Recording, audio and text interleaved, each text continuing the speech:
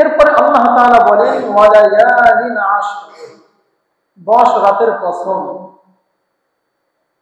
এই 10 রাত দ্বারা উদ্দেশ্য হলো জিলহজের প্রথম 10 রাত, ওয়াশ-শাফঈ ওয়াল ওয়াতর। এরপরে আল্লাহ তাআলা আরেকটু আগায়া কসম খেয়ে বলতেছেন জোড় এবং বেজোড়ের কসম। জোড় এবং বেজোড় দ্বারা উদ্দেশ্য হলো, জোড় হলো 10 তারিখ কুরবানির দিনের কসম, এবং বেজোড় হলো 9 তারিখ আরাফার দিনের কসম। আল্লাহ তাআলা এই দিনগুলোর কসম খেয়েছেন, এর দ্বারা বোঝা যায় এই দিনগুলো অত্যন্ত গুরুত্বপূর্ণ। আল্লাহ রাসূল সাল্লাল্লাহু আলাইহি ওয়াসাল্লাম হাদিসের মধ্যে বলেন, মা মিন আইয়ামিন আল আমালুস সালিহু ফিহা আহাব্বু ইলাইহি মিন হাযিহিল আইয়াম। এমন কোন দিন নেই যেই দিনগুলোতে ইবাদত করলে আল্লাহ তাআলার কাছে বেশি পছন্দনীয় এই দিনগুলো থেকে। অর্থাৎ নবী বলতে চান এই যে জিলহজের 10 দিন, এই দিনগুলোর ইবাদতের নেকি আল্লাহর কাছে বেশি পছন্দনীয়। সুবহানাল্লাহ। এরপরে নবীজি সাল্লাল্লাহু আলাইহি ওয়াসাল্লাম স্পষ্ট করেই বলেছেন ইয়ানি আইয়াম আল আশর, অর্থাৎ জিলহজের 10 দিনের ফজিলত। সাহাবা একরাম রাদিয়াল্লাহু আনহুম আল্লাহর রাসূলকে জিজ্ঞাসা করলেন, ইয়া রাসূলুল্লাহ ওয়ালাল জিহাদু ফি সাবিলিল্লাহ। সাহাবীরা বললেন, ইয়া রাসূলুল্লাহ আমরা তো জানি জিহাদের ফজিলত অনেক বেশি, তো জিহাদের ফজিলত কি এই 10 দিনের চেয়ে বেশি নয়? আল্লাহ রাসূল সাল্লাল্লাহু আলাইহি ওয়াসাল্লাম বললেন, ওয়ালাল জিহাদু ফি সাবিলিল্লাহ, জিহাদের ফজিলত এই 10 দিনের চেয়ে বেশি নয়। ইল্লা খরাজা বিনাফসিহি ওয়া মালিহি ফালাম ইয়ারজি' মিন যালিকা বিশাই। নবীজি সাল্লাল্লাহু আলাইহি ওয়াসাল্লাম বলেন, তবে হ্যাঁ, ওই মুজাহিদের নেকি বেশি যিনি তার জান এবং মাল নিয়ে আল্লাহর রাস্তায় বের হয়েছে, এরপরে এই জান এবং মালের কোনো কিছু নিয়ে আর ফিরে আসে নাই, অর্থাৎ তিনি শহীদ হয়ে গিয়েছেন। আসসালামু আলাইকুম ওয়া রাহমাতুল্লাহি ওয়া বারাকাতুহু।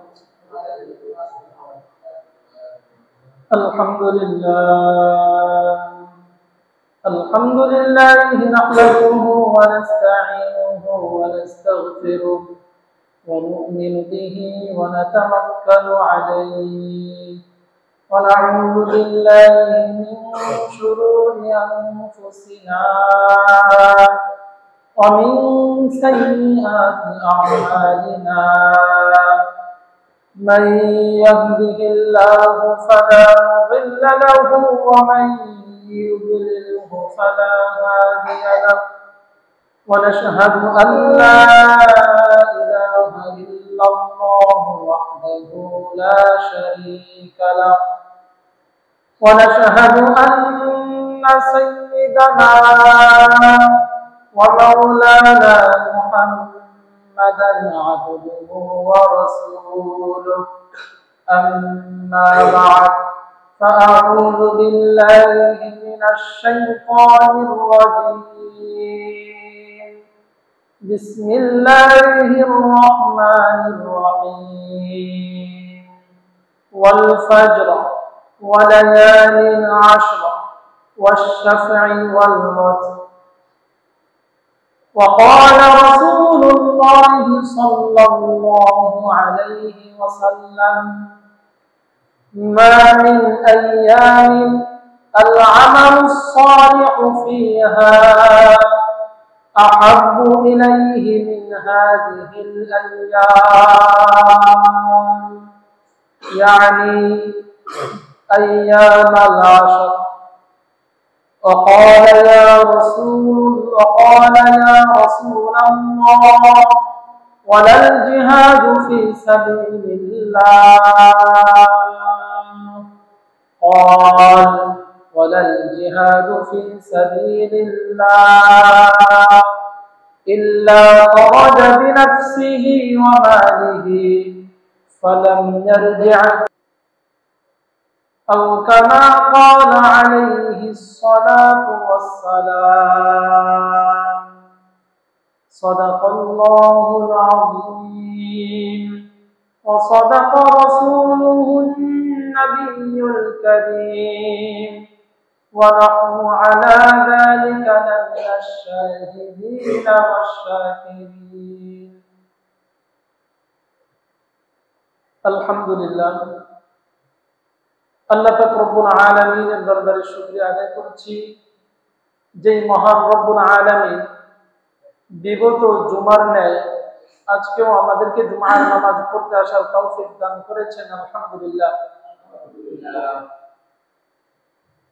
আজকে জিলকদের 24 তারিখ, যদি মাস 29 হয় তাহলে আগামী বুধবার দিন মাগরিবের পর থেকে জিলহজের মাস শুরু হয়ে যাবে। 29 মাস হলে 7 তারিখ শনিবার দিন কুরবানি, আর যদি 30 মাস হয় তাহলে 8 তারিখ রবিবার দিন কুরবানি হবে ইনশাআল্লাহ। যেহেতু জিলহজ সামনে আসতেছে, হজের মৌসুম, হজের আলোচনা হয়েছে, বিশেষ করে জিলহজের প্রথম 10 দিনের অনেক ফজিলত রয়েছে কোরআন ও হাদিসে। সেই হিসাবে জিলহজের ফজিলত সম্পর্কে কিছু আলোচনা করব এবং কুরবানির ফজিলত সম্পর্কে কিছু আলোচনা করব ইনশাআল্লাহ। আল্লাহ পাক রব্বুল আলামিন কোরআন কারীমের মধ্যে বলেন ওয়াল ফাজর ওয়া লায়ালিন আশর। আল্লাহ তাআলা স্বাভাবিকভাবে যখন কোনো জিনিসের কসম খান ওই সময় ওই জিনিসের গুরুত্ব অনেক বেড়ে যায়। বিশেষ করে যেই জিনিসের কসম খান ওই জিনিসের গুরুত্ব অনেক বেশি। আল্লাহ তাআলা প্রথমে কসম খেয়েছেন ফজরের কসম। এই ফজর দ্বারা উদ্দেশ্য কি, এ ব্যাপারে মুফাসসিরিনরা বিভিন্ন ধরনের মতামত পেশ করেছেন। এর মধ্যে একটি মত হলো এখানে ফজর দ্বারা উদ্দেশ্য হলো সর্বসময়ের সুবহে সাদেক, সর্বসময়ের ফজর। কেউ কেউ বলেন এর দ্বারা উদ্দেশ্য হলো বিশেষ করে জিলহজের ফজর। কেউ কেউ বলেন এর দ্বারা উদ্দেশ্য হলো বিশেষ করে 10 তারিখের ফজর, কুরবানির দিনের ফজর। এরপরে আল্লাহ তাআলা বলেন ওয়া লায়ালিন আশর, 10 রাতের কসম। এই 10 রাত দ্বারা উদ্দেশ্য হলো জিলহজের প্রথম 10 রাত। ওয়াশ-শাফঈ ওয়াল ওয়াতর। এরপরে আল্লাহ তাআলা আরেকটু আগায়া কসম খেয়ে বলতেছেন জোড় এবং বেজোড়ের কসম। জোড় এবং বেজোড় দ্বারা উদ্দেশ্য হলো, জোড় হলো 10 তারিখ কুরবানির দিনের কসম এবং বেজোড় হলো 9 তারিখ আরাফার দিনের কসম। আল্লাহ তাআলা এই দিনগুলোর কসম খেয়েছেন, এর দ্বারা বোঝা যায় এই দিনগুলো অত্যন্ত গুরুত্বপূর্ণ। আল্লাহ রাসূল সাল্লাল্লাহু আলাইহি ওয়াসাল্লাম হাদিসের মধ্যে বলেন মা মিন আইয়ামিন আল আমালুস সালিহু ফিহা আহাব্বু ইলাইহি মিন হাযিহিল আইয়াম। এমন কোন দিন নেই যেই দিনগুলোতে ইবাদত করলে আল্লাহ তাআলার কাছে বেশি পছন্দনীয় এই দিনগুলো থেকে।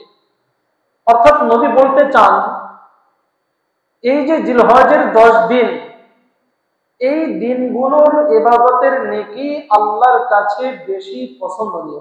সুবহানাল্লাহ। এরপরে নবীজি সাল্লাল্লাহু আলাইহি ওয়াসাল্লাম স্পষ্ট করেই বলেছেন ইয়ানি আইয়াম আল আশর, অর্থাৎ জিলহজের 10 দিনের ফজিলত। সাহাবা کرام রাদিয়াল্লাহু আনহুম আল্লাহর রাসূলকে জিজ্ঞাসা করলেন ইয়া রাসূলুল্লাহ ওয়ালাল জিহাদু ফি সাবিলিল্লাহ। সাহাবীরা বললেন ইয়া রাসূলুল্লাহ আমরা তো জানি জিহাদের ফজিলত অনেক বেশি, তো জিহাদের ফজিলত কি এই 10 দিনের চেয়ে বেশি নয়? আল্লাহ রাসূল সাল্লাল্লাহু আলাইহি ওয়াসাল্লাম বললেন ওয়ালাল জিহাদু ফি সাবিলিল্লাহ, জিহাদের ফজিলত এই 10 দিনের চেয়ে বেশি নয়। ইল্লা খরাজা বিনাফসিহি ওয়া মালিহি ফালাম ইয়ারজি' মিন যালিকা বিশাই। নবীজি সাল্লাল্লাহু আলাইহি ওয়াসাল্লাম বলেন, তবে হ্যাঁ, ওই মুজাহিদের নেকি বেশি যিনি তার জান এবং মাল নিয়ে আল্লাহর রাস্তায় বের হয়েছে, এরপরে এই জান এবং মালের কোনো কিছু নিয়ে আর ফিরে আসে নাই, অর্থাৎ তিনি শহীদ হয়ে গিয়েছেন। যেই ব্যক্তি জিহাদ করতে করতে আল্লাহর রাস্তায় তার জীবনকে বিলিয়ে দিয়েছে, শহীদ হয়েছে, ওই ব্যক্তির মর্যাদা এই 10 দিনের ইবাদতকারীর চেয়ে বেশি হতে পারে। এছাড়া স্বাভাবিকভাবে এই 10 দিনের ইবাদতের নেকি বেশি হওয়ার কোনো সুযোগ নেই। এই 10 দিনের ইবাদতের নেকি অত্যন্ত বেশি। আল্লাহ রাসূল সাল্লাল্লাহু আলাইহি ওয়াসাল্লাম আরেক হাদিসের মধ্যে বলেন, মা হাযিহিল আইয়ামু আন ইউতআব্বাদা লাহু ফিহা মিন হাযিহিল আইয়াম। নবীজি সাল্লাল্লাহু আলাইহি ওয়াসাল্লাম এই জিলহজের 10 দিন সম্পর্কে বলেন, এই 10 দিনের ইবাদতের চেয়ে বেশি প্রিয় আল্লাহ তাআলার কাছে অন্য কিছু নাই। জিলহজের এই 10 দিনের ইবাদতের নেকি আল্লাহ তাআলার কাছে বেশি প্রিয়। এরপরে নবীজি সাল্লাল্লাহু আলাইহি ওয়াসাল্লাম বলেন কেমন প্রিয়, তা'দিলু কুল্লু সিয়ামিন কাসিয়ামি সানাহ ওয়া তা'দিলু কুল্লু কিয়ামিন কাকিয়ামি লাইলাতিল কদর আও কামা ক্বালা আলাইহিস সালাতু ওয়াস সালাম। নবী বলেন, এই 10 দিনের ফজিলত হলো এমন, কোন ব্যক্তি যদি এর একটা দিন রোজা রাখে তাহলে সে 1 বছর রোজা রাখার নেকি পাবে। সুবহানাল্লাহ। এর মধ্যে 10ম দিন জিলহজের কুরবানির দিন, ওই দিন তো রোজা রাখা নিষেধ, অন্য হাদিস দ্বারা প্রমাণিত। এজন্য ওই 10 দিন বাদ দিয়ে বাকি কয় দিন থাকে? 9 দিন। এক এক দিনের ফজিলত 1 বছরের। তা'দিলু কুল্লু সিয়ামিন কাসিয়ামি সানাহ, একদিন যদি কেউ রোজা রাখে তাহলে সে কেমন যেন 1 বছর রোজা রাখলো। ওয়া তা'দিলু কুল্লু কিয়ামিন বিকিয়ামি লাইলাতিল কদর, আর যদি কেউ এই 10 রাতের কোন রাত্রিতে ইবাদত করে তাহলে এক এক রাত্রির ইবাদতের নেকি শবে কদরের মতো। সুবহানাল্লাহ। শবে কদর এটা তো আমরা নিশ্চিত জানি না, জানি শবে কদর রমজানের শেষ দশকের বেজর রাত্রিতে। শবে কদর রমজানের শেষ দশকের বেজর রাত্রিতে, কোন রাত্রিতে এটা আমাদের জানা নেই। শবে কদরের ফজিলত সম্পর্কে আমরা জানি, এক রাত্রে কেউ যদি ইবাদত করে তাহলে 1000 মাসের চেয়েও বেশি নেকি পায়। অর্থাৎ এক রাত ইবাদত করবে 83 বছর 4 মাসের অধিক ইবাদত করার নেকি পাবে। তাহলে এখানে যদি কোনো ব্যক্তি এই 10 রাত্রিতে ইবাদত করে তাহলে 10টা শবে কদর। কয়টা শবে কদর? 10টা। একটা শবে কদরের নেকি কমপক্ষে 83 বছর 4 মাস। তাহলে 10টা শবে কদরের নেকি কত? আল্লাহু আকবার। চিন্তা করছেন 10টা শবে কদরের নেকি কত? এই 10 দিন তো নির্ধারিত, এই 10 দিনে তার ভেজাল নাই। আল্লাহর রাসূল সাল্লাল্লাহু আলাইহি ওয়াসাল্লাম আরেক হাদিসের মধ্যে বলেন, মান আহইয়াল লায়ালিয়াল খামসা ওয়াজাবাত লাহুল জান্নাহ, যে সমস্ত ব্যক্তিরা 5 রাত্রিতে ইবাদত করবে আল্লাহ তাআলা তাদের জন্য জান্নাতকে ওয়াজিব করে দিয়েছেন। সুবহানাল্লাহ। কয় রাতের ইবাদত? 5 রাতের। 1 নাম্বার লাইলাতুত তারবিয়া, এই জিলহজ মাসের 8 তারিখের রাত্র, যেদিন হাজিরা মক্কা থেকে বের হয়ে মিনার ময়দানে চলে যায়। ওয়া লাইলাতা ইয়াউমি আরাফা, 2 নম্বরে হলো আরাফার রাত্রি, 9 তারিখের রাত্রি। হাজিরা যেই দিন আরাফার ময়দান অবস্থান করে, মিনার পরে হাজিরা কোথায় যায়? আরাফায় যায়। ওই আরাফার রাত্রিতে কেউ যদি ইবাদত করে তাহলে আল্লাহ তাআলা তার জন্য জান্নাত ওয়াজিব করে দিবেন। ওয়ালাইলাতা ইয়াউমিন নাহরি, 3 নাম্বার হলো কুরবানির রাত্র, যেই দিন মানুষ গরুর গবেষণায় বেশি থাকে। গরুটা কিভাবে রাখবে, কিভাবে কুরবানি করবে, কয়জন কসাই আনবে, এই নিয়ে ওই রাত কেটে যায়, কাটে না? ওই রাতের ইবাদতের নেকি হলো ইবাদত করলে জান্নাত ওয়াজিব, কিন্তু গরুতে আমাদের জান্নাত খেয়াল। বিষয়টা তো এরকমই হয় বেশি, এরকমই হয় বেশি যে রাতভর গরু নিয়ে গবেষণা। এমনকি এমনও তো হয় গরু কিনতে গিয়ে ঈদের নামাজও শেষ, গরুতে ঈদের নামাজও খেয়াল, কোরবানি করবে ঈদের নামাজ শেষ। এজন্য এই বিষয়গুলো খেয়াল করতে হবে। নবীজি সাল্লাল্লাহু আলাইহি ওয়াসাল্লাম বলেন, কুরবানির রাত্রেও যদি কেউ ইবাদত করে ওই ব্যক্তির জন্য জান্নাত ওয়াজিব। ওয়ালাইলাতা ইয়াউমিল ঈদিল ফিতর, এবং ঈদুল ফিতরের রাত্রিতে কেউ যদি ইবাদত করে তার জন্য জান্নাত ওয়াজিব। আর একটা হলো লাইলাতান নিসফি মিন শাবান, শাবানের অর্ধ রজনী শবে বরাত। এই 5 রাতের ব্যাপারে নবী বলেন, যারা এই 5 রাত্রিতে ইবাদত করবে তাদের জন্য জান্নাত ওয়াজিব। তাহলে আমরা পাইলাম আল্লাহ তাআলা এই 10 দিনের ব্যাপারে বিশেষ করে কসম খেয়েছেন। 2 নাম্বার আমরা পাইলাম আল্লাহ রাসূল সাল্লাল্লাহু আলাইহি ওয়াসাল্লাম বলেছেন এই 10 দিনের নেকি আল্লাহর কাছে সবচেয়ে প্রিয়। আর এক হাদিসে আমরা পাইলাম এই 10 দিনের ইবাদত আল্লাহর কাছে বেশি প্রিয়।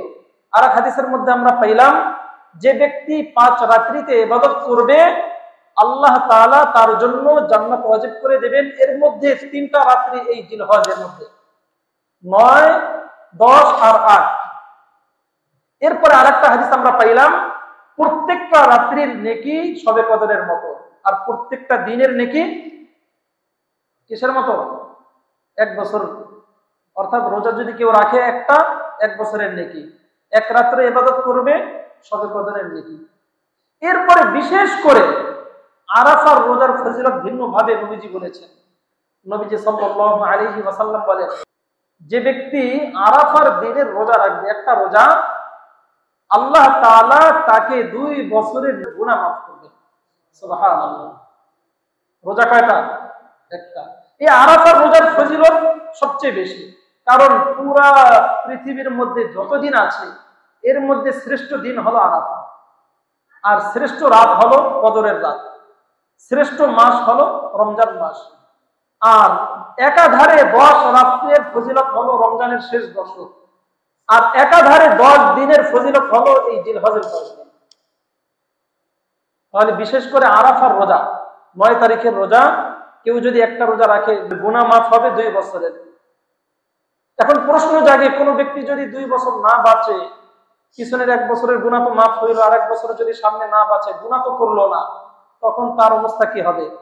মুহাদ্দিসরা বলেছেন আল্লাহ তাআলা ওই ব্যক্তিকে পরবর্তী 1 বছর ইবাদত করার নেকি দেবেন।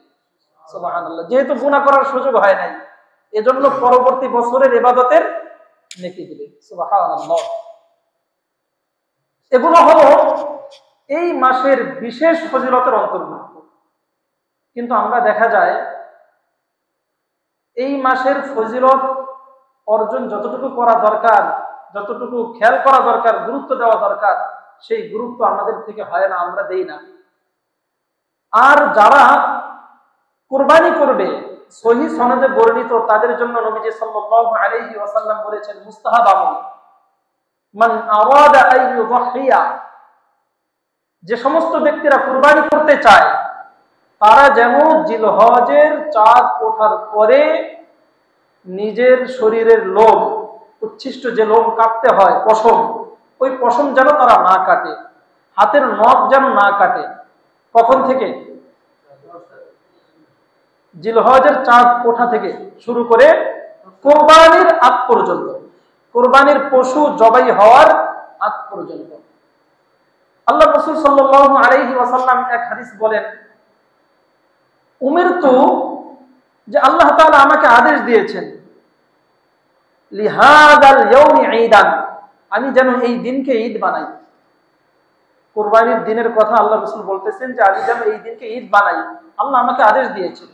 এক সাহাবী এসে বলতেছে, ইয়া রাসূলুল্লাহ, এই দিন তো ঈদের দিন, আপনি কুরবানির ফজিলতের কথা বলেছেন, আমি যে কুরবানি করব এই কুরবানির পশু তো আমার কাছে নাই, কিন্তু আমার কাছে একটা পশু আছে, যেই পশুর দুধ দহন করে আমি আমার জীবন বাঁচাই, আমি এই পশু কোরবানি করলে আমি কি নেকি পাবো? আল্লাহ রাসূল বললেন যে তোমার এই পশু কোরবানি করার দরকার নাই, কারণ তুমি এটা দিয়ে তোমার জীবিকা নির্বাহ করো, তোমার জীবন এর মধ্যে। কিন্তু তুমি একটা জিনিস করো, তুমি 10 তারিখ কোরবানির পশু জবাই হওয়ার পরে তোমার নখ কাটবা, চুল কাটবা, এটাই তোমার জন্য কোরবানি। সুবহানাল্লাহ। তাহলে এই হাদিস দ্বারা কি বোঝা যায়?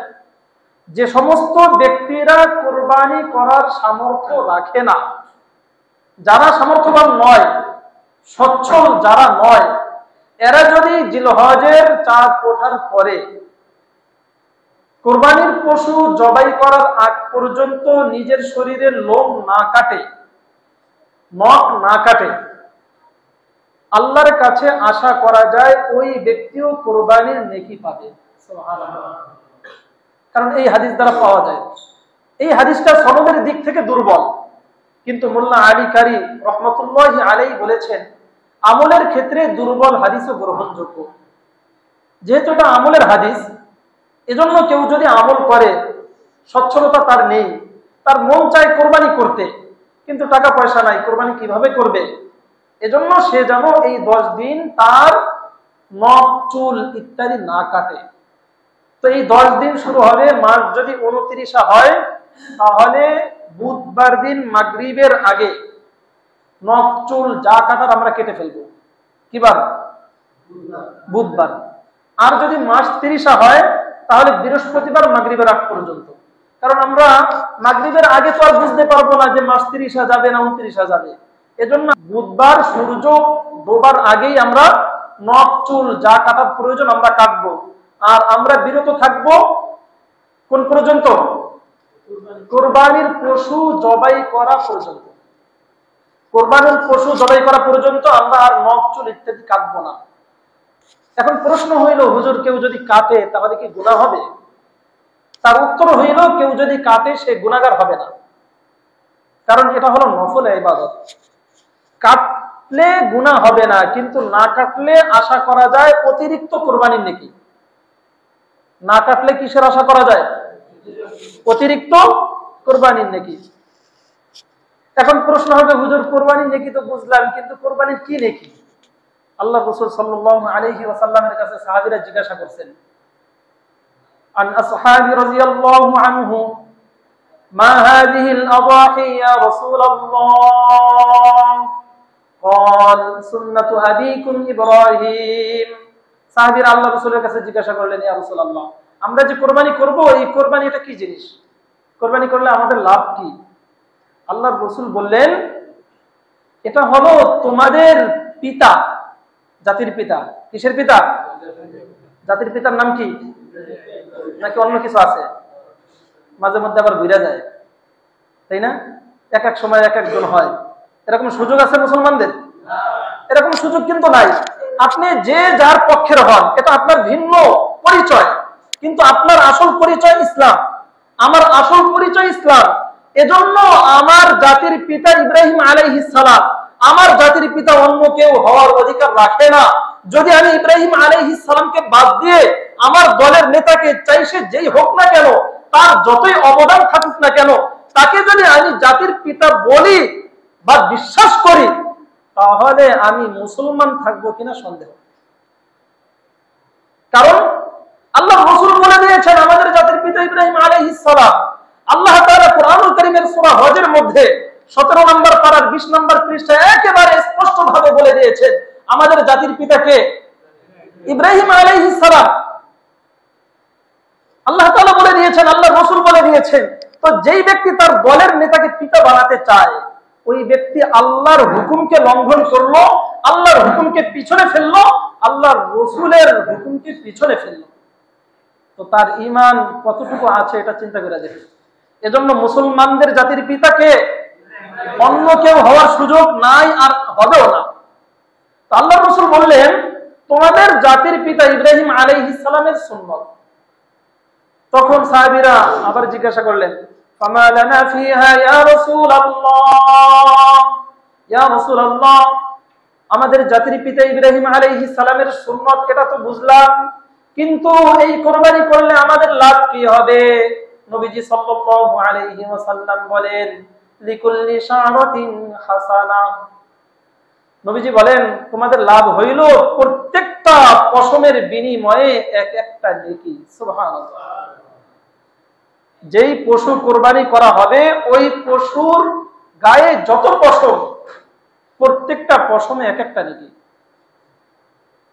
এখন চিন্তা করেন একটা ছাগলের যেই পরিমাণ পশম 10 জন যদি কামলা লাগাই দেন সকাল থেকে সন্ধ্যা পর্যন্ত, গুইনা শেষ করতে পারবে? সম্ভব না। এক একটা নেকির কারণে মানুষ জাহান্নামে যাওয়ার উপযুক্ত হয়ে যাবে, জান্নাতে যাওয়ার সক্ষমতা হারিয়ে ফেলবে। এক একটা নেকির জন্য মানুষ বিভিন্ন লোকের দ্বারে দ্বারে ঘুরতে থাকবে, মায়ের কাছে যাবে, বাবার কাছে যাবে, ভাইয়ের কাছে যাবে, আত্মীয় স্বজনের কাছে যাবে, বন্ধু বান্ধবদের কাছে যাবে, কেউ সেদিন নেকি দিয়ে সাহায্য করবে না। হ্যাঁ, যেই ব্যক্তি জান্নাতি সে সাহায্যের জন্য এগিয়ে আসবে, কিন্তু যে জান্নাতি না সে কিভাবে সাহায্য করবে?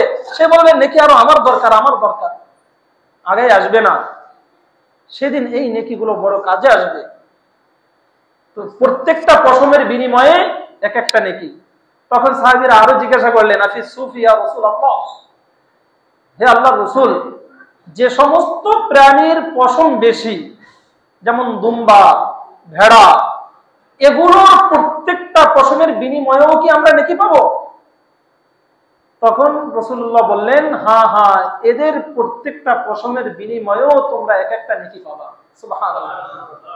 আল্লাহ রাসূল সাল্লাল্লাহু আলাইহি ওয়াসাল্লাম আরেক হাদিসের মধ্যে বলেন যে সমস্ত ব্যক্তিরা কুরবানি করে ওই কুরবানির পশু জবাই যখন করে, জবাই করার পরে রক্ত জমিনে পড়ার আগে কার কাছে পৌঁছে যায়? আল্লাহর কাছে তার নিয়ত পৌঁছে যায়, আল্লাহ তাকে মাফ করে দেন। সুবহানাল্লাহ। আল্লাহ রাসূল সাল্লাল্লাহু আলাইহি ওয়াসাল্লাম বলেন ওই ব্যক্তি হাসরের ময়দানে উঠবে, এই পশুটাও সাথে উঠবে, পশু তার শিং নিয়ে উঠবে, তার রক্ত মাখা শরীর নিয়ে উঠবে, আল্লাহর কাছে বলবে আল্লাহ তোমার সন্তুষ্টির জন্য আমাকে কোরবানি করা হয়েছিল, আল্লাহ আজকে তুমি এই ব্যক্তিকে জাহান্নামে দিতে পারবা না। কে বলবে? ওই পশু বলবে। আল্লাহ রাসূল সাল্লাল্লাহু আলাইহি ওয়াসাল্লাম বলেন কুরবানির জন্য সবচেয়ে জরুরি, শুধু কুরবানি না যে কোনো জিনিসের জন্য সবচেয়ে জরুরি হলো নিয়ত, পরিশুদ্ধতা, ইখলাস এবং হালাল হওয়া। যেই টাকা দিয়ে কুরবানি করব ওই টাকা কি হতে হবে? হালাল হতে হবে, হালাল টাকার কুরবানি হতে হবে। শুধু কুরবানি না, যে কোনো ইবাদত হারাম টাকা দিয়ে ইবাদত করলে নেকি হয়? নেকি হয় না, বরং গুনাহ হয়।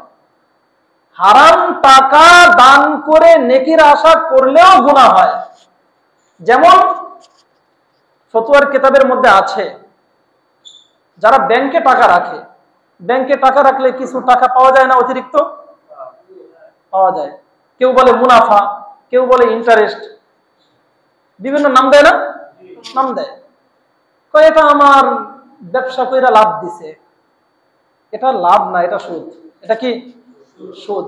মাসআলা হইল এই ব্যাংকের উদ্ধৃত টাকা, যেটা আমি যেই টাকা রাখছি এর অতিরিক্ত যেই টাকাটা আমি পেয়েছি এটা সুদের টাকা, সুদ আমাকে দিয়েছে। এই টাকাও যদি কোনো গরিবকে তো দিতে হবে, এটা আমি ব্যবহার করতে পারবো না। গরিবকে দেওয়ার সময় যদি আমি নেকির নিয়তে গরিবকে দেই তাহলে গুনাহ হবে। গরিবকে যদি আমি নেকির নিয়তে দেই তাহলে কি হবে? গুনাহ হবে। এখন কথা হইলো এটা কেন সুদ? ওরা তো বলতেছে এটা ব্যবসা করে, এটা সুদ কেন? এর বিশাল আলোচনা আছে, এটা ওলামা একরামদের কাছে জেনে নেবেন, বিশেষ করে যারা ব্যাংকে টাকা রাখেন। সবার না জানলেও চলবে, বিশেষ করে যারা ব্যাংকে টাকা রাখেন তারা বিশেষ করে জেনে নেবেন। মোটা দাগে যে একটা কথা বলতেছি, মোটা দাগের কথা হইল ব্যবসার মধ্যে লাভ লস আছে। ব্যবসার মধ্যে কি আছে? লাভ লস আছে। আল্লাহ রাসূল সাল্লাল্লাহু আলাইহি ওয়াসাল্লাম বলেন রিজিক 10 ভাগ, এর মধ্যে 9 ভাগ ব্যবসার মধ্যে আল্লাহ রাখছেন, আর এক ভাগ অন্য চাকরি বাকরি, কৃষি কাজ, অন্য অন্য জিনিসে। কিন্তু ব্যবসার মধ্যে রিজিকের বরকত কয় ভাগ রাখছেন? 9 ভাগ। 10 ভাগের 9 ভাগ। এটা কেন? ওই যে সে একটা লোকসানের চিন্তা ভাবনা করে আগে, কারণ লাভও হতে পারে লসও হতে পারে, ভরসা আল্লাহর উপর কইরা এরপরে সামনে আগায়। কিন্তু ব্যাংকে যারা টাকা রাখে লস হওয়ার কোনো সম্ভাবনা আছে? হ্যাঁ, লস হওয়ার সম্ভাবনা আছে। ব্যাংক যদি দেউলিয়া হয়, ব্যাংক কি হইলে? দেউলিয়া হইলে। এছাড়া সম্ভাবনা একেবারে 0% নাই, 0% নাই। এরপরে ব্যবসা করার জন্য কিছু মূলনীতি আছে। যে কোনো জিনিস চাইলেই ব্যবসা হয় না। একজন ব্যক্তি শুকর ক্রয় বিক্রয় করতেছে, ক্রয় বিক্রয় তো হইলো, এটাকে ক্রয়ও বলবে বিক্রয়ও বলবে। যে বিক্রি করতেছে তাকে বলবে বিক্রেতা, যে ক্রয় করতেছে তাকে বলবে ক্রেতা। কিন্তু এটা কি শরীয়ী দৃষ্টিতে ব্যবসা হালাল ব্যবসা? তো শরীয়ী দৃষ্টিতে ব্যবসার কিছু মূলনীতি আছে। ওই মূলনীতিগুলো সব এখানে ফিট করার পরে দেখতে হবে এটা হালাল কি হালাল না। তো শরীয়ী মূলনীতিতে এখানে যে ব্যবসা করা হয় তারা যা বলে ওইভাবে করলে এটা হালাল হয় না। মৌখিক ভাবে বলে হ্যাঁ এইভাবে হয় এইভাবে হয়, আমার প্রতিনিধি আগে যায় এরপরে কেনে তারপরে আরেকজনকে দেয়, কিন্তু না, এটা ওই ডেস্টিনির মতো একটা সুদ। তো এই জন্য যারা ব্যাংকে টাকা রাখেন, ব্যাংকে টাকা রাখা তো জায়েজ। কেন জায়েজ? আপনি ঘরে টাকা রাখলে সন্ত্রাসীরা আইসা আপনারা চিন্তাই করবে।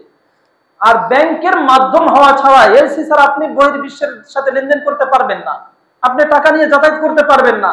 আপনি বাংলাদেশের এক প্রান্ত থেকে আরেক প্রান্তে ব্যবসা করতে যাবেন, পকেটে টাকা নিয়ে যাবে, আপনাকে চুরি ধরে সব নিয়ে যাবে। ব্যাংকের দ্বারস্থ আপনাকে হতে হবে, তার বৈধ পদ্ধতি রয়েছে। ব্যাংকের সবকিছুই যে অবৈধ বিষয় এমন নয়, কিন্তু ব্যাংক থেকে যে ইন্টারেস্টটা আসে এটা অবৈধ। এটা হালাল হওয়ার ব্যাপারে কোনো আলেম ফতোয়া দেন নাই। তো এই জন্য ব্যাংকে যারা টাকা রাখেন ওই টাকার যে লভ্যাংশ, ওই লভ্যাংশ দিয়ে আপনারা কোরবানি করবেন না। আপনারা ওই লভ্যাংশ দিয়ে কোরবানি করলে আপনার কোরবানি হবে না, কারণ সুদের টাকা। আপনার মূলধন আছে, মূলধন থেকে আপনি কোরবানি করেন। কোরবানির মাসালা সামনে বলবো ইনশাআল্লাহ। তো যেটা বলতেছিলাম কোরবানির ফজিলত, তো আল্লাহ রাসূল সাল্লাল্লাহু আলাইহি ওয়াসাল্লাম বলেছেন কোরবানির পশুর প্রত্যেকটা পশমের বিনিময়ে নেকি পাবে। তো এর জন্য জরুরি হলো তার সম্পদটা হালাল হতে হবে, নিয়তটা স্বচ্ছ হতে হবে। সম্পদের মধ্যে ভেজাল থাকলে, নিয়তের মধ্যে ভেজাল থাকলে তাহলে কোরবানি হবে না। সম্পদ হালাল কিন্তু নিয়ত ভেজাল। নিয়ত কিভাবে ভেজাল? নিয়ত এভাবে ভেজাল, সে যদি কোরবানি না করে চিন্তা করবে আমি কোরবানি না দিলে সমাজের মানুষ তো আমাকে বড় লোক হিসাবেই জানে, আমি কোরবানি না করলে সবাই কানা ঘুষা করবে, তাদের কানা ঘুষাকে বন্ধ করার জন্য আমি কোরবানি করলাম। কোরবানির মূল মাকসাদ ছিল আল্লাহর সন্তুষ্টি, কিন্তু আমরা কোরবানি করলাম কেন? মানুষে যেন কোরবানি না করলে যেই দোষ ওই দোষ না দিতে পারে, তাহলে কোরবানি হবে? আল্লাহর সন্তুষ্টির জন্য তো দেয় নাই। এরপরে কোরবানির পশুর মধ্যে কোন কোন পশুর কোরবানি বৈধ, কোন কোন বয়সের পশুর কোরবানি বৈধ, এই বিষয়গুলো আমাদের আলোচনায় আসবে। এজন্য এই বিষয়গুলো আমরা ভালোভাবে খেয়াল করব। ভালোভাবে খেয়াল করে সেভাবে আমার কোরবানিকে শুদ্ধ করার চেষ্টা করব। যদি আমার কোরবানি শুদ্ধ হয় তাহলে আমি আল্লাহর কাছে নেকি পাবো।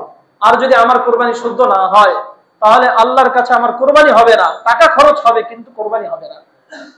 আগে আমরা জেনে নেই কোরবানি কার উপর ওয়াজিব।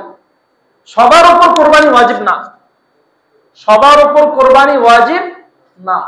কোরবানি ওয়াজিব ওই ব্যক্তির ওপর যেই ব্যক্তির কাছে কোরবানির দিনগুলোতে একদিন না, কোরবানির দিন 3টা। কয়টা বলেন সবাই? কয় দিন?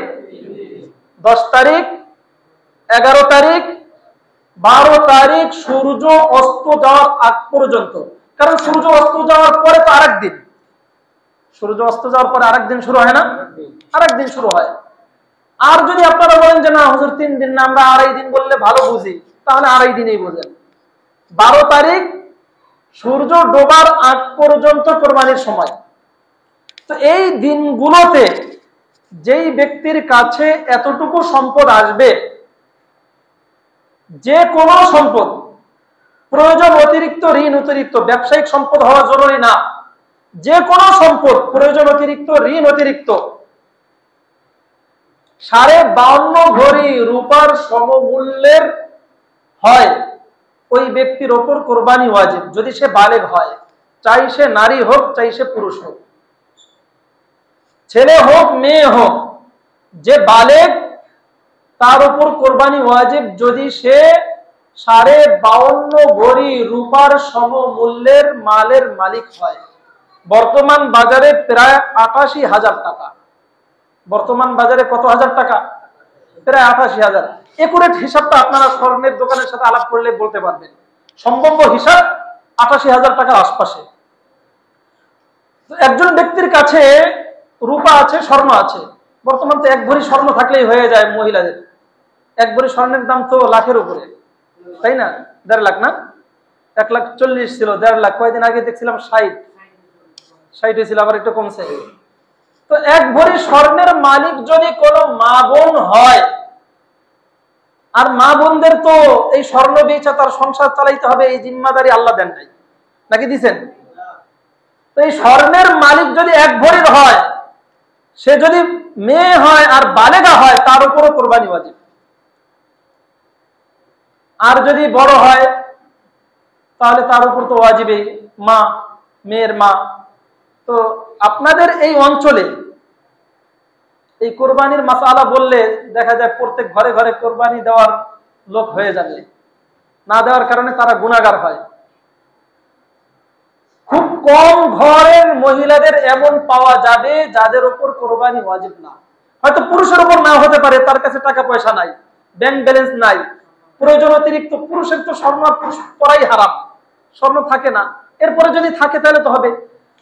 তো পুরুষের কাছে না থাকতে পারে, কিন্তু এর স্ত্রীর কাছে হতে পারে, পারে না? কারণ প্রত্যেকের সম্পদের হিসাব তো আলাদা। শুনছেন না আপনারা?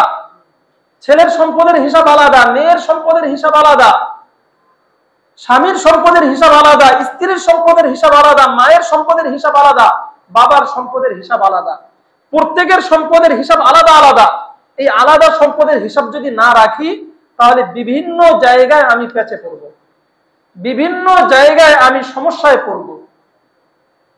তো যে কথা বলছিলাম, এই অঞ্চলের বিশেষ করে মা বোনদের শতকরা, আমার ধারণা মতে যতটুকু জানি ওই হিসাবে বলতেছি, আপনারা আমার থেকে ভালো জানেন মা বোনদের অবস্থা, আমি শুই না বলতেছি, শতকরা 90% মা বোনদের উপর কোরবানি ওয়াজিব। এই অঞ্চলের শতকরা 90% মা বোনদের উপর কোরবানি ওয়াজিব। তারা কোরবানি না দেওয়ার কারণে গুনাহ হয়। তারা বলতে থাকে, হুজুর আমার তো নগদ টাকা নাই, আমার কাছে আছে স্বর্ণ, আমি ওইটা রাইখে দিছি, ওইটা তো করি না। অনেকে মনে করে না পড়লে মনে হয় স্বর্ণের যাকাত দেওয়া লাগে না, না পড়লে মনে হয় কোরবানি ওয়াজিব হয় না। স্বর্ণ এবং রূপার হিসাবটা পড়লেও হিসাবে হবে, না পড়লেও হিসাবে হবে। পড়লেও হিসাবে আসবে, না পড়লেও হিসাবে আসবে। শুধু যাকাতের ক্ষেত্রে নির্ধারিত সম্পদের মধ্যে যাকাত ওয়াজিব হয়। নির্ধারিত সম্পদ কি কি? স্বর্ণ, রূপা, নগদ টাকা পয়সা, ব্যবসায়িক পণ্য। এই যাকাত ছাড়া যত ইবাদত সম্পদের মাধ্যমে করতে হয়, সমস্ত ইবাদত প্রয়োজন অতিরিক্ত, ঋণ অতিরিক্ত যে কোনো সম্পদ হিসাব হবে, যে কোনো সম্পদ। মা বোনদের যেই কাপড় বছরে একবারও পরা হয় না, অথবা 2-1 বার পরা হয়, ফতোয়ার কিতাবে আছে, ওইগুলো প্রয়োজন অতিরিক্ত ধরতে হবে। একটা 3 পিস কিনেছে 5,000 টাকা দিয়া, পরছে ওই যে বেই বাড়ি গেছিল ওই দিন পরছে, অথবা এক বিয়াতে গেছে ওই দিন, আবার যখন আরেক সপ্তাহে আরেক বিয়া, তখন ওইটা নিয়ে যাবে না, ওইটা পুরান হয়ে গেছে। এক বিয়ায় গেছে, ওইটা পুরান হয়ে গেছে। আরেক বিয়ায় যাওয়ার জন্য কি লাগে? আরেকটা লাগে। এই অঞ্চলে যেটা আমি শুনছি ওই হিসাবে বলতেছি। আমি আবারও বলতেছি, আমার চেয়ে আপনারা ভালো জানেন, আমি এইগুলা শুই না বলতেছি। আবার আমার বাসায় জামা কাপড় বানাইতে আসে, তো ওই হিসাবেও কিছু শুনি যে আগে একটা বানাইছে 1 সপ্তাহ পরে আবার আর একটা অনুষ্ঠান, ওই জন্য আরেকটা বানাইতে হয়। তাহলে ওই আইডিয়া আমার আছে, আর আপনাদের বাস্তব আইডিয়া আছে, আপনারা বাস্তব অবস্থা জানেন। তো এই যে পড়লো, এরকম দেখা যায় তার আলমারির মধ্যে 15-20 সেট কাপড় আছে, ওইগুলো ওই যে শুধু বছরে 1-2 বার পরে, আর পরে না, রেখে দেয় ওইভাবে। ফতোয়ার কিতাবের মাসআলা হলো, যেই কাপড় চোপড় বছরে 1-2 বারের বেশি পরে না, অথবা মোটেও পরে না, ওইগুলো প্রয়োজনের অতিরিক্ত। ওইগুলো এই কোরবানির ক্ষেত্রে হিসাব করতে হবে। তাহলে মা বোনেরা তো আরো প্যাচে পড়বে। এগুলো প্যাচের বিষয় না। শরীয়ত, কোরআন ও হাদিস আপনাদেরকে নেকি কামাইয়ের সুযোগ দিয়েছে। আপনারা নেকি কামাই করবেন, কারণ সহজ রাখলে তো আমরা করতে চাই না। যখন আমরা জানি এটা আমার উপর জরুরি, তখন আমরা করি। কিন্তু যখন আমরা জরুরি মনে করি না, গুনাহ হবে এটা আমাদের বুঝে না আসে, তখন আমরা ফাঁক খুঁজতে থাকি। এটা হলো আমাদের স্বাভাবিক তবিয়ত প্রত্যেকের। এজন্য যে সমস্ত নারী পুরুষ এই কোরবানির 3 দিন 88,000 টাকা সমমূল্যের মালের মালিক হবে, ওই ব্যক্তিদের উপর কোরবানি ওয়াজিব। মনে করেন এক ব্যক্তি প্রথম 2 দিন এই পরিমাণ টাকার মালিক হয় নাই, ব্যবসা বাণিজ্য করতে করতে শেষ দিন আসরের পরে তার ব্যবসা হয়ে গেছে মুহূর্তের মধ্যে। হইতে পারে না? মুহূর্তের মধ্যে সে এমন একটা কাজ করছে, 88,000 টাকা তার হাতে চলে আসছে। এখন ওই যে মালিক তো হয়ে গেছে, পশু কেনার সময় নাই। মাসআলা হইল তার উপরও কোরবানি ওয়াজিব। পশু কিনতে না পারলে পশুর সমমূল্যের সম্পদ তাকে সদকা করে দিতে হবে। এই মাসালাগুলো বলবো ইনশাআল্লাহ। তাহলে আমরা আজকে এতটুকু পাইলাম কোরবানির ফজিলত এবং এই 10 দিনের বিশেষ ফজিলত। আর কোরবানি কার উপর ওয়াজিব এটা আমরা পাইলাম। কোরবানি যাদের উপর ওয়াজিব, এরা যদি কোরবানি না করে, এদের ব্যাপারে নবীজি সাল্লাল্লাহু আলাইহি ওয়াসাল্লাম বলেন, মাল্লাহু সাআতুন ফালান ইউযাহি ফালা ইয়াকরুবান্না মুসাল্লানা, আও কামা ক্বালা আলাইহিস সালাতু ওয়াস সালাম। নবী বলেন, যাদের উপর কোরবানি ওয়াজিব, আল্লাহ যাদেরকে সচ্ছলতা দিয়েছেন কিন্তু কোরবানি করলো না, এরা যেন আমাদের ঈদগাহে না আসে। ঈদগাহের ধারে কাছে আসার প্রয়োজন নাই। তার মানে নবীজি ধমক দিচ্ছেন একথা বলে যে ঈদগাহে আসলে তো ক্ষমার ঘোষণা অন্য হাদিসে আসে। নবী বলতেছেন তোমাদের ক্ষমার দরকার নাই, আল্লাহ তোমাদেরকে মাফ করবে না, আল্লাহ তোমাদেরকে ধরবেন। এটা বুঝাইতে চাচ্ছেন নবীজি। এজন্য যাদের উপর কোরবানি ওয়াজিব তারা কোরবানি করার চেষ্টা করব অবশ্যই অবশ্যই। সময় আমাদের হয়ে গেছে। গুরুত্বপূর্ণ একটা কথা আমি বলে দিই, এরপরে নামাজের দিকে যাব। গুরুত্বপূর্ণ কথা কি, আমরা অনেক সময় মনে করি কোরবানি ওয়াজিব হইলে মনে হয় বিশাল একটা গরু কিনতে হয়। প্রত্যেকের মেমোরিতে এই চিন্তা থাকার কারণে দেখা যায় কোরবানি করতে পারে না। কারণ কোরবানি করতে গেলে এই চিন্তা করে 50,000-এর নিচে পারা যায় না। না না, বিষয়টা এরকম না। আপনার সম্পদ থাকলে আপনি যত বড় পারেন অসুবিধা নাই, কিন্তু আপনার সম্পদ অত বেশি নাই। এই 88,000 টাকা মূল্যের আছে। এখন আপনি 1 বছরের একটা ছাগল, চাই খাসি হোক অথবা বকরি হোক, 1 বছর বয়সের একটা ছাগল আপনি কোরবানি করলেই আপনার ওয়াজিব আদায় হয়ে যাবে। 1 বছরের একটা খাসি, বছর 1 বছর হয়েছে, অত উঁচা লম্বা না, কিন্তু বয়স হয়েছে 1 বছর, এরকম একটা খাসি হইলেই আপনার কোরবানি আদায় হয়ে যাবে। আর এরকম খাসি 10,000-এর মধ্যে পাওয়া যায়। কিন্তু যদি আপনি আবার নাদুস নুদুস খোঁজেন, তাহলে আপনার একটা খাসির মূল্য 20,000-এর উপরেও আছে। তো আপনার ব্যালেন্স যেমন আছে আপনি সেভাবে চিন্তা করবেন। আপনার ব্যালেন্স আছে যা, আপনি যদি বড় একটা জিনিস চিন্তা করেন তাহলে তো আপনি ক্ষতিগ্রস্ত হবেনই, আপনার কষ্ট লাগবে। এজন্য প্রত্যেকে চিন্তা করবো আমার সম্পদ কতটুকু। আমি যদি বড় একটা গরু কিনতে পারি অসুবিধা তো নাই, যদি সেটা না পারি অন্তত আল্লাহর কাছে যেন আমি ধরা না খাই, আমি 5-7 হাজার বা 10,000-এর মধ্যে একটা খাসি কিনে কোরবানি দিয়ে দেই। আল্লাহর কাঠগড়ে আমাকে দাঁড়াতে হবে না, ইনশাআল্লাহ আমি কোরবানির নেকি পেয়ে যাব এবং আল্লাহর কাছে মাপ পেয়ে যাব। আমরা সবাই চেষ্টা করবো তো ইনশাআল্লাহ। যাদের উপর কোরবানি ওয়াজিব হয়েছে আমরা চেষ্টা করবো। আল্লাহ আমাদেরকে তৌফিক দান করেন।